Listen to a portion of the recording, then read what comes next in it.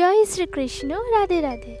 আপনি কখনো অনুভব করেছেন আমরা যত ভালোবাসা দিয়ে ভগবানকে ডাকি, তিনি কি সত্যিই আমাদের শুনছেন? আজ আমি আপনাদের এমন একজন ভক্তের গল্প শোনাতে চলেছি, যার ভক্তি ছিল অটুট, নির্ভেজাল। তবুও শেষ মুহূর্তে তিনি ভেঙে পড়েননি। আর তারপর যা ঘটেছিল তা শুধু একটি গল্প নয়, এটা ভগবানের এক অলৌকিক লীলা। চলুন শুরু করি এক ভক্ত আর শ্রীকৃষ্ণের অদ্ভুত প্রেমের কাহিনী। বৃন্দাবনে এক সাধু বাস করতেন, যাকে সবাই কৃষ্ণদাস বাবা নামে চিনত।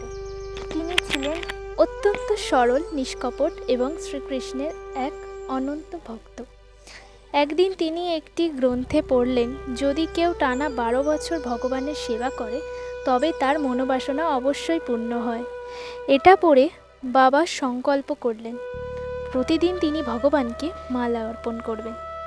তার মনে ছিল একটাই ইচ্ছা, 12 বছর পূর্ণ হলে 13 বছরের প্রথম দিনে স্বয়ং ভগবান তার কুটিরে এসে মালা গ্রহণ করবেন। এভাবেই শুরু হলো তার সেবা। প্রতিদিন তিনি মন্দিরে যেতেন, মালা পরাতেন আর ভালোবাসা দিয়ে বলতেন, প্রভু আর কতদিন বাকি। দেখতে দেখতে কেটে গেল 12 বছর। শেষ দিনে বাবা বললেন, প্রভু আমার সেবা সম্পূর্ণ হয়েছে, কাল আপনাকে আমার ঘরে আসতেই হবে। আমি আপনার জন্য 56 ভোগ প্রস্তুত করব। পরদিন ভোরেই বাবা উঠে পড়লেন, অসীম ভালোবাসা দিয়ে রান্না করলেন 56 ভোগ। কুটিয়া সাজালেন আর অপেক্ষা করতে লাগলেন। সময় কেটে গেল, দুপুর হলো, সন্ধ্যা হলো, রাতও নেমে এলো, কিন্তু ভগবান এলেন না। বাবার মন ভেঙে গেল। তিনি ভাবলেন, এত বছর সেবা সব বৃথা। অভিমানে, দুঃখে তিনি নিজের কুটির ভেঙে ফেললেন আর সব ছেড়ে চলে যেতে লাগলেন। পথে তিনি দেখলেন এক বিশাল গরুর পাল। ঠিক তখনই এক ছোট্ট গোপাল এসে তার পাশে দাঁড়ালো। বাবা জিজ্ঞেস করলেন, এই গরু কার? ছেলেটি বলল, এগুলো নন্দ বাবার গরু। সংখ্যা নয়, লক্ষ লক্ষ গরু তখনও দাঁড়িয়ে। বাবাও তখন খুব ক্ষুধার্ত, গোপালও তখন খুব ক্ষুধার্ত। ছেলেটি বলল, বাবা আমাকে কিছু খেতে দাও। বাবা পুটুলি খুললেন। ছেলেটি বলল, আমার হাত নোংরা, আপনি নিজের হাতে খাইয়ে দিন। বাবা যখন প্রথম গ্রাসটি খাওয়ালেন, তখন ছেলেটির চোখে জল চলে এলো। বাবা অবাক হয়ে জিজ্ঞেস করলেন, কি হলো, কাঁদছো কেন? ছেলেটি বলল, আমি সকাল থেকে অপেক্ষা করছিলাম, আজ কেউ আমাকে মালা পরায়নি। এই কথা শুনে বাবা কেঁপে উঠলেন, তার চোখ ভিজে গেল জলে। তিনি চিৎকার করে উঠলেন, কানাইয়া!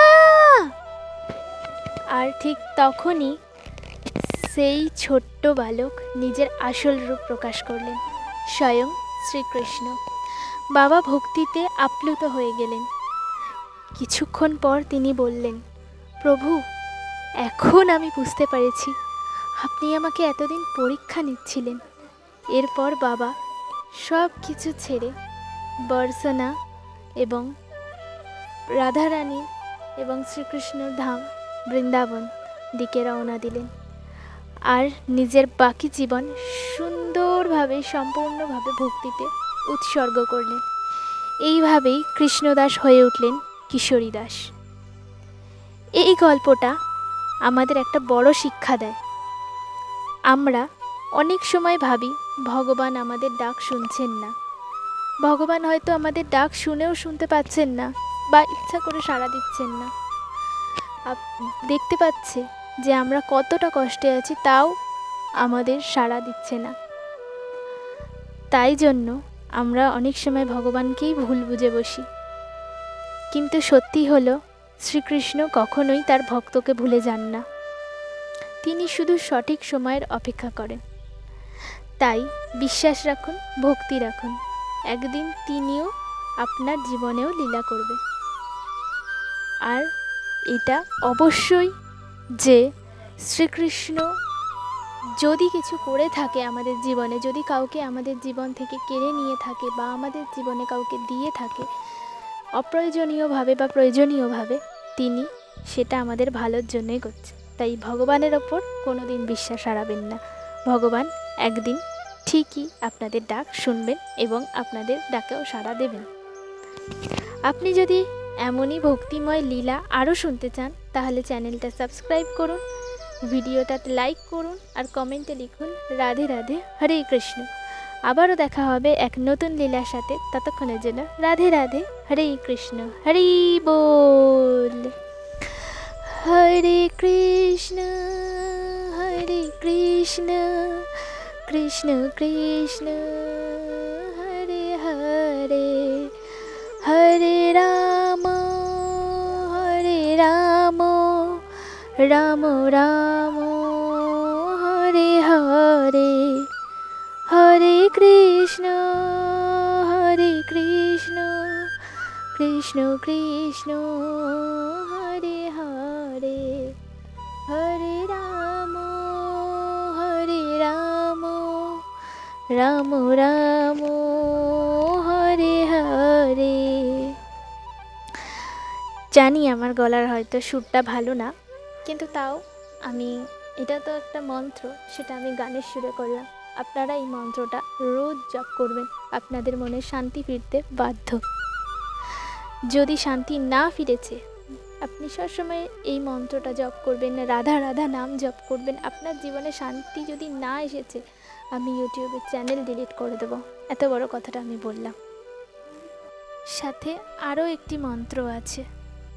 ওম কৃষ্ণায় বাসুদেবায় হরয়ে পরমাত্মনে প্রণত ক্লেশনাশায় গোবিন্দায় নমো নমঃ নমো নমঃ নমো নমঃ।